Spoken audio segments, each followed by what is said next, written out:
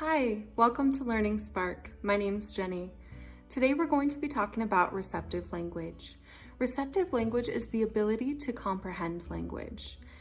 As you're evaluating your child's abilities and their use of receptive language, please consider the following question. Does your child respond during conversations, songs, and stories? In order to develop this skill, I would recommend that you number one, always talk with your child. Have conversations and see how they're responding. You are watching to see what they are understanding. What can they take in and process and then return to you as far as conversations go. And when you're talking to them, are they really understanding it, or are they kind of getting lost in the shuffle? So that's kind of the most important thing with receptive language, is practicing talking so that you can see how they're doing, if they're receiving your messages, if they're understanding what you're telling them.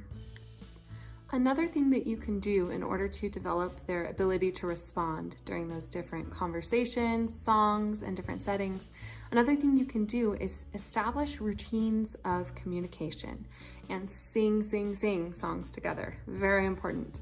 So for example, my toddler, every time that he is done eating, he will wave his hands and he'll say, "All done." That's something that we established as a routine of communication when he was very young, so that when he was finished eating, he could let us know. Now, with receptive language, it's really important to notice if they're understanding what they're being told. So if you're teaching your child to use some of that language to express themselves, that's kind of more of an expressive language kind of a take. But if you are just barely teaching them, are they receiving the message? Are they understanding what you want them to do? So there's kind of two parts to language there. The receptive language piece is where your child is taking it in and understanding it. The expressive language piece is where they're giving it back to you. And that's where they demonstrate their understanding. So it's really important to understand, as the adult, the difference between the two and how they work together. As far as singing goes, singing is a really exciting and engaging way to speak with children. I have met very, very few children who did not like singing.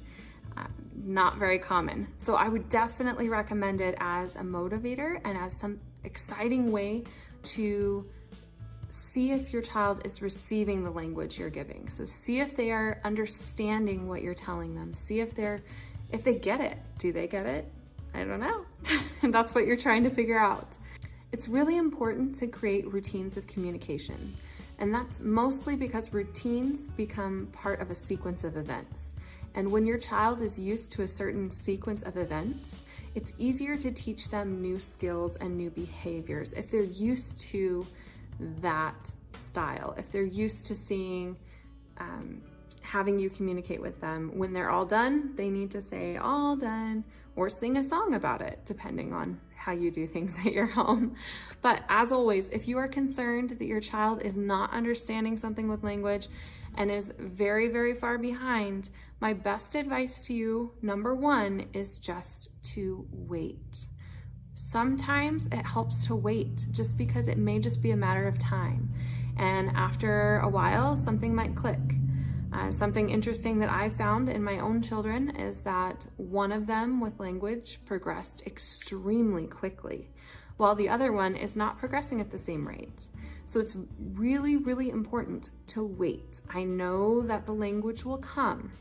Now, if it has been a while and you've waited and waited and waited and you are becoming extra concerned, it is okay to seek the advice of a pediatrician. Always okay, and you should always follow your gut on that. But I do also want to mention it is very normal for kids to develop their language at different rates. So I would not become alarmed prematurely. Another thing that you can do to see how your child is doing with receptive language is to read. Read. I'd say it almost every episode. It's so important to read. So read a story that your child is interested in and then ask them some questions about the story. So at first you might just be asking about, "Hey, what color is this?" What shape is this? What's that person's name? Very, very basic questions. You might start there, but eventually you should branch out into asking about places, asking about problems, asking more of the details. One thing that I like to do is play a game called Close the Book. Now, before reading this story, you tell your child, okay, we're gonna play this game called Close the Book, and basically explain to them that the game only works if they're paying attention, because you're secretly trying to see what they're understanding. So this is kind of like a test, but they don't need to know that. Top secret. So you just tell them it only works if they're paying attention. They really need to look at the book. They need to pay attention to the words and the pictures, and they really, really, really need to remember things, because something's gonna happen and they're gonna have to know stuff. So randomly, while you're reading, snap the book closed. Watch out for fingers, obviously, but snap the book closed and then say, hey, what do you remember about this? And it should be something fresh that they just read so that it can be in their short-term memory. So you'll snap the book closed and you'll say, hey, what was that person doing on that page? Or what was that person's name? Or did you see what color they were wearing? Or something about the story that is very, very obvious. You just want to see if they are paying attention, if they're receiving the language as you're reading, and if they're able to understand what you're talking about, and if they're paying attention. That's another great thing to test for. So feel free to guide them to answer it if you need to, but really, really, really try to encourage them using that short-term memory and using what they know and repeating that to you. It's going to take some practice, but these random little check-ins are going to help you gauge their understanding of the language that you're giving them. It's really gonna be a great test for receptive language skills. Now, why does all of this matter as you prepare your child for kindergarten?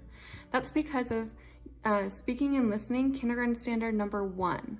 And that one talks about how your child needs to be able to participate in conversations about topics and texts with peers and adults in small and large groups. It's a huge standard. It's a big deal. So they need to be able to participate in conversations about topics and texts. That's really the core meat of that standard. That's the most important parts. There's also another standard called Speaking and Listening, kindergarten standard number 6.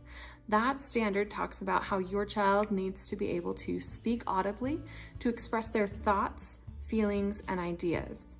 So as you're testing their receptive language, you're kind of gonna be getting a little bit of feedback on their expressive language as well, because you're gonna be able to kind of see how they're able to express themselves and how they're doing. So those two are very interconnected. I do have a video on expressive language that you should definitely check out, as well as a couple extra episodes that you should really check out that goes more into detail on how expressive language works and how to get your child to talk. Very important skill. Thanks so much for watching my episode today. I really hope you enjoyed it and it sparks your learning. Please like this video and subscribe to my channel, Learning Spark. Don't forget to turn on the notifications so you get the latest updates on my videos. Thank you again for watching, and see you soon.